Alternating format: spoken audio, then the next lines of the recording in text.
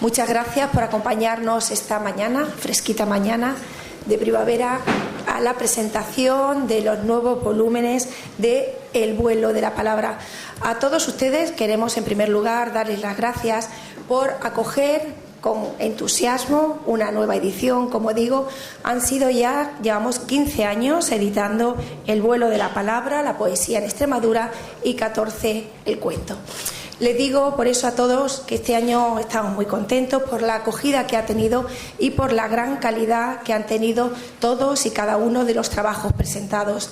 A mí me acompañan esta mañana 2 de los miembros del jurado. Plácido Ramírez es jurado, él es el encargado de presentar el volumen de la poesía, y a mi derecha Juan Manuel Cardoso, que será el que presente el volumen del cuento. Tanto a ustedes por participar, agradecer y animar a todos los que se han presentado este año, que ven publicados aquí sus trabajos, como a las firmas ya que otros años nos acompañan, a escritores reconocidos que han querido seguir colaborando. A todos ustedes muchas gracias, y también darles las gracias al jurado, que ha tenido la amabilidad, la paciencia, pero que la han hecho con ganas y con ilusión de leerse todos y cada uno de los trabajos presentados. Con ellos les dejo, que ellos les contarán mucho mejor que yo los trabajos y en qué ha consistido. Gracias. Plácido.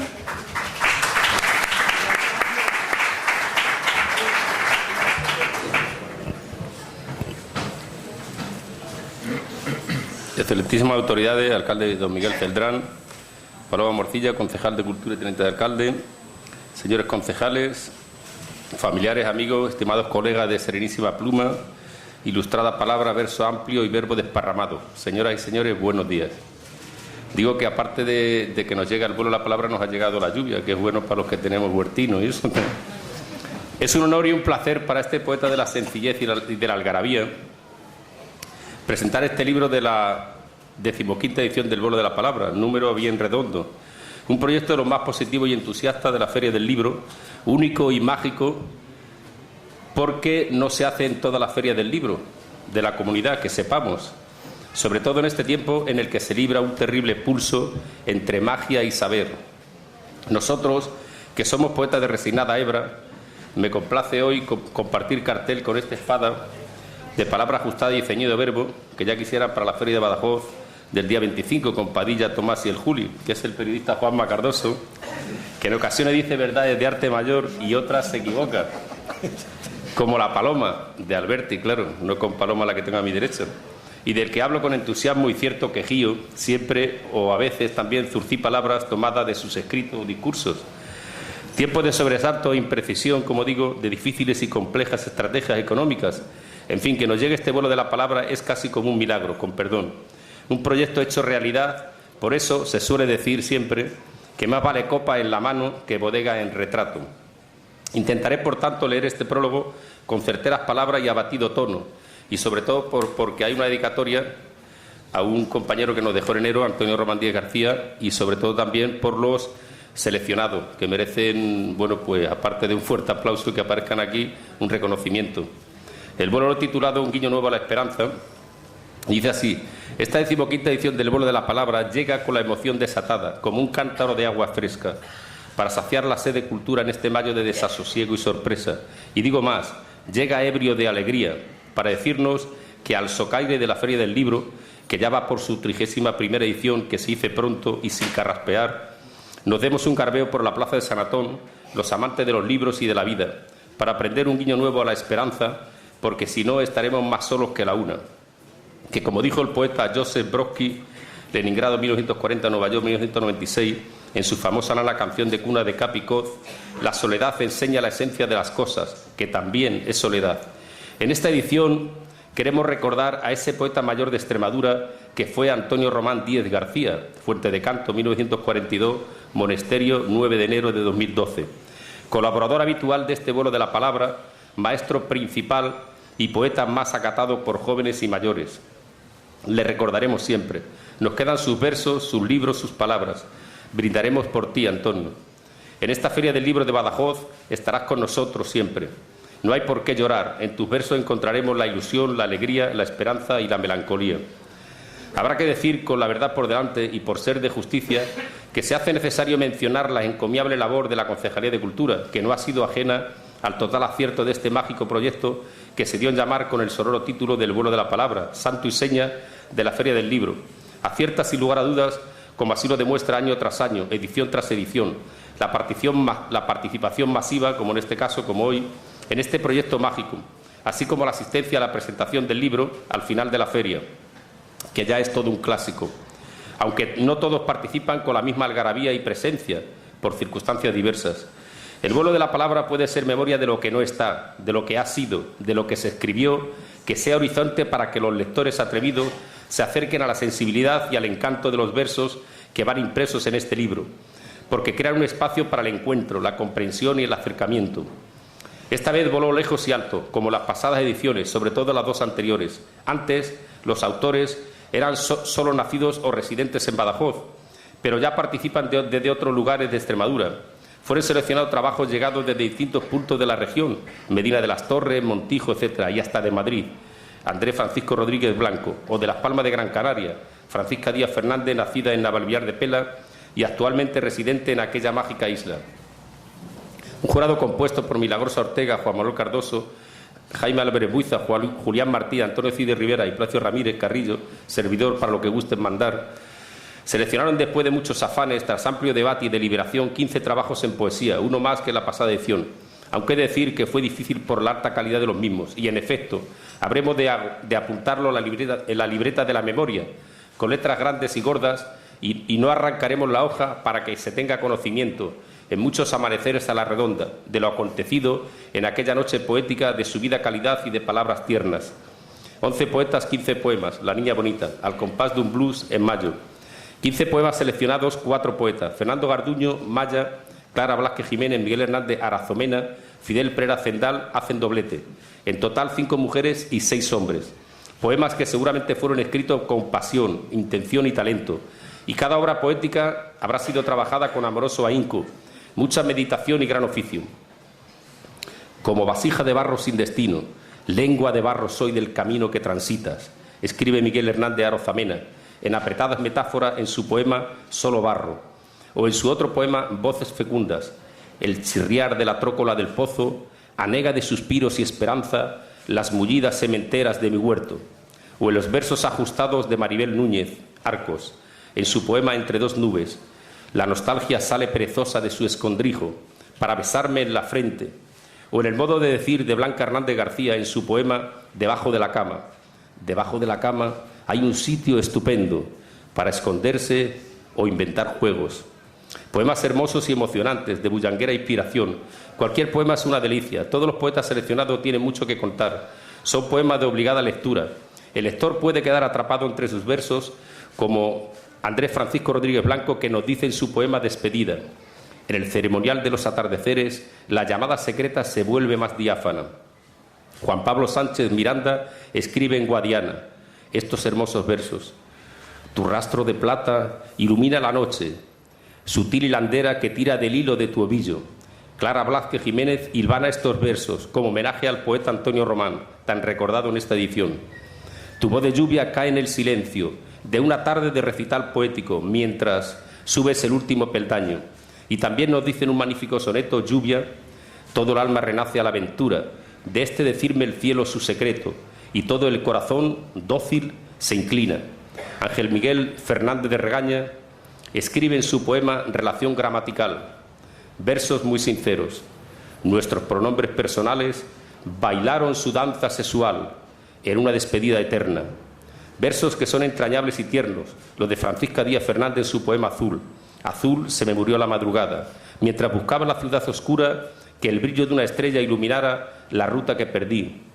En el poema Amplio, Ecos de Eugenio de Andrade, de Fidel Pereira Zendal, nos dice: venías desnuda, cantando apenas, en la terca blancura de las sábanas. Y en el poema Sur nos recuerda: los ojos de mi madre, su lejanía oscura, ya no están. Ni estoy tampoco yo, y sin embargo la lluvia no ha lavado la sal de las heridas.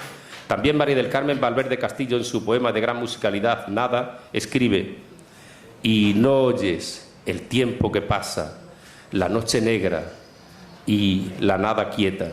Y versos apresurados, sinceros, con mucho encanto y acento y muy hondo, son los que escribe Fernando Garduño Maya en Mujer de Arena. Y solo soy un cobarde más con la agenda apresurada, un farsante que escribe para una velada poética, mientras tú mueres cada noche. Vuelve a recordar al llorado poeta Antonio Román en Villancico para despertar a un poeta dormido, con estos sentidos versos: porque solo sea el cuerpo quien se muere, como tú, de manera tan callada, nos dejaste tu verso, maestro y amigo.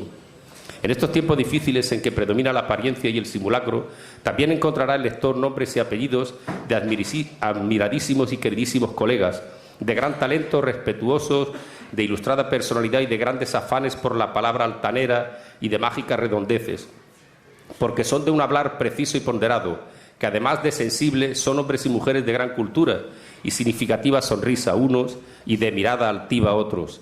Pero no puedo precisar nombres porque al día de hoy en que escribo estas líneas los desconozco. No habrá más remedio que, llegado el momento, mirar el índice y haremos las averiguaciones precisas y certeras. Por eso, llegado el mes de mayo, en el vuelo de la palabra es donde podemos asentar nuestra nostalgia. Porque este vuelo de la palabra, este árbol gigantesco, cuya sombra nos protege, nos ampara y nos reúne, hermanando a poetas desocupados, sensibles, poetas flautas, a lectores empedernidos, narradores de estilo de gran intuición y finura, aquí nos encontraremos siempre, en este acto emblemático, interesante, desenfadado y único, que nos une y nos abraza, y seguramente nos salvaremos de la mediocridad que nos invade. Este vuelo de la palabra que será digno del disfrute del lector de hoy y del venidero.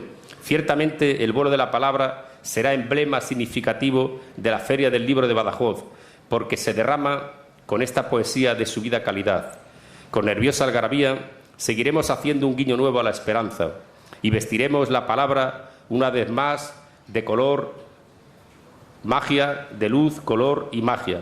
Pasen y lean y que lo disfruten. Buenos días.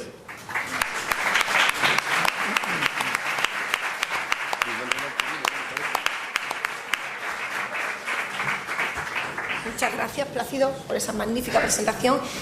Toma ahora la palabra Juan Manuel Cardoso, que le dejo con él y con los cuentos. Buenas tardes. La verdad es que uno nunca sabe qué hacer con un cuento, porque la palabra cuento lleva en sí misma un cierto rasgo de complicación. No me cuentes un cuento, ya empezamos mal. Tienes más cuento que Calleja. Seguimos peor. Y al final no sabemos definir ni lo que es un cuento, ni dónde situarlo. Borges, que es el cuentista casi por excelencia en la historia de la literatura, con perdón de Cortázar, decía que él escribía cuentos porque la novela es una exageración. Y la verdad es que tenía algo de razón, porque hoy día no tenemos mucho tiempo para leer novelas, a no ser que sean cortitas. Hay que tener cuidado con eso también, porque aquella afamada periodista de televisión cogió al señor Cela y le dijo: don Camilo, escríbame usted un soneto aunque sea corto. Hay que tener cuidado con eso, porque uno puede meter la pata. Yo recuerdo también a nuestro admirado, recordado Ángel Campos, que me decía tantas veces, cuando los escritores no saben escribir poesía, escriben novelas. Y siempre nos quedaba ahí el cuento un poco como hermano menor. Sin embargo, llevo varios días pensando que hemos convivido con los cuentos a lo largo de toda la vida. Fijaros que los que hemos tenido la suerte de estudiar, desde pequeño hemos tenido que estudiar literatura, y la literatura, no sé qué es la peor, si la literatura o las matemáticas. El caso es que por obligación teníamos que leer, y hemos tenido que leer casi de todo. y siempre he recordado un cuento de Guy de Maupassant, Bola de sebo, y es un cuento que nos ha acompañado durante todas nuestras vidas. El caso es que aprendíamos a leer literatura casi por obligación, pero al final acababa gustándonos algunos cuentos que leíamos. Yo recuerdo con mucha devoción, debe ser que uno es raro hasta en eso, los cuentos de Lovecraft, que son cuentos ahora que están tan de moda, la tendencia gótica. Bueno, pues estos eran cuentos de terror gótico y yo los devoraba, y recuerdo todavía alguno que otro por ahí. O de Edgar Allan Poe, El escarabajo de oro o El gato negro, que todavía siguen por ahí rondando. Claro que yo prefiero quedarme con los cuentos de Monterroso. Los que estáis más habituados a leer conocéis el cuento del dinosaurio, aquel cuento tan famoso que empezaba cuando despertó el dinosaurio, todavía estaba allí, y ahí terminó el cuento. Como veis, acabo de citar a algunos de los cuentistas más conocidos, inolvidables de nuestras vidas. Se me olvidaba, aunque lo he citado antes, a Cortázar, porque desde que leí las instrucciones para dar cuerda a un reloj, todavía sigo pensando en ello. Con esto quiero decir que estamos hablando de autores que han escrito cosas que no son novelas, que no son poesías, pero que han quedado en nuestro recuerdo y que nos han entretenido, porque el cuento es un producto de consumo corto, de ir al grano, de empezar casi en un parpadeo y terminar cuando uno no se ha dado cuenta. Cuando decidimos hacer hace tantos años esta historia del vuelo de la palabra de los cuentos, imaginaros lo que hubiera sido pedirle a la gente que escribiera novelas. Es una cosa que no tendría cabida, pero los cuentos siempre, la persona que ha escrito siempre tiene algo que contar y sabe contarlo en un tramo corto, y eso es lo importante, saber contar las cosas en un tramo corto. Para marear la perdiz, enrollarnos, describir situaciones, personas, personajes, como digo, ya tenemos la novela y eso es fácil. Lo complicado es decirlo en algunas... No me miréis así porque eso es fácil. Lo complicado es contarlo bien y contarlo rápido, porque no tenemos tiempo de leer tanto que se escribe. Y cuando algunos de vosotros enviáis, o desde hace años seguís enviando cuentos y se siguen publicando, no podéis imaginar lo que es leer tantos cuentos en tan poco tiempo, con tantas historias, y llega un momento en que cuando te reúnes con los demás miembros del jurado y dices, bueno, ¿qué has leído? Dices, yo no sé ni lo que he leído. Yo solamente he puesto aquí que me gusta, que no me gusta, que me gusta a medias, que puede que me guste, que os voy a escuchar y ya veré si me gusta mucho como a vosotros o no me gusta tanto como a vosotros. Pero lo que sí hay una cierta unanimidad es que al final seleccionamos los cuentos que nos gustan a todos. Y eso quiere decir que están bien escritos, que están bien empezados, que están bien acabados y que puede ser que os gusten. Así que yo os voy a liberar de leeros el prólogo, un magnífico prólogo, por cierto, y os voy a liberar de contaros algo sobre los cuentos que leí hace como un mes y medio aproximadamente y ya no recuerdo, no puedo recordar, pero sí os voy a quedar con unas obras que cuentan con lo principal de la técnica del cuento, que es la técnica del personaje del rey en Alicia en el País de las Maravillas. Empieza el camino y cuando llegues al final, allí te paras. Muchas gracias.